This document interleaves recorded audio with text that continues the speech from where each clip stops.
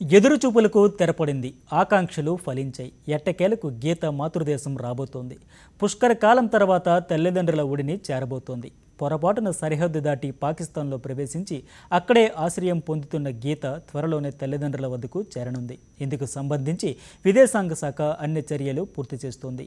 గీత తన తల్లిదండ్రులను గుర్తించిందని, ఆమెను భారత్ రప్పించే ఏర్పాట్లు చేస్తున్నామని, త్వరలోనే డాక్యుమెంట్ల కార్యక్రమాలు పూర్తి చేసి తల్లిదండ్రుల వద్దకు చేరుస్తామని తెలిపారు.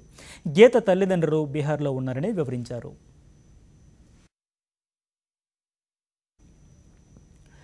పుట్టుకతోనే మోగా చెవిటి లక్షణాలు ఉన్న గీత 11 ఏళ్ల వయసులో ఉండగా 2003లో పొరపాటున సరిహద్దు వద్ద తప్పిపోయి పాకిస్తాన్లోని కరాచీలో చిక్కుకుపోయింది. అక్కడ ఆమెను ఈదీ ఫౌండేషన్ అనే స్వచ్ఛంద సంస్థ ఆశ్రయం ఇచ్చింది. ఆమె ఎవరో, ఎక్కడి నుంచి వచ్చిందో తెలుసుకోవడానికి ఆ స్వచ్ఛంద సంస్థ చేసిన ప్రయత్నాలకు సల్మాన్ ఖాన్ బజరంగి భాయిజాన్ సినిమా ఊపిరిపోసింది. అయితే గీత కోసం పలు కుటుంబాలు వాదులాడుకున్నాయి. ఆమె తమ కూతురంటూ పంజాబ్, ఉత్తరప్రదేశ్, జార్ఖండ్లకు చెందిన కుటుంబాలు పోలీసులను ఆశ్రయించాయి. ఈ క్రమంలో ఆ కుటుంబాల ఫోటోలను పాకిస్తాన్లోని భారత రాయబార కార్యాలయానికి పంపించారు. రాయబార కార్యాలయ అధికారులు ఆ ఫోటోలను గీతకు చూపించగా ఆమె తన తల్లిదండ్రులను గుర్తుపట్టింది. గీత గుర్తుపట్టిన దాని ప్రకారం ఆమె తల్లిదండ్రులు బీహార్కు చెందిన వారిగా తేలింది.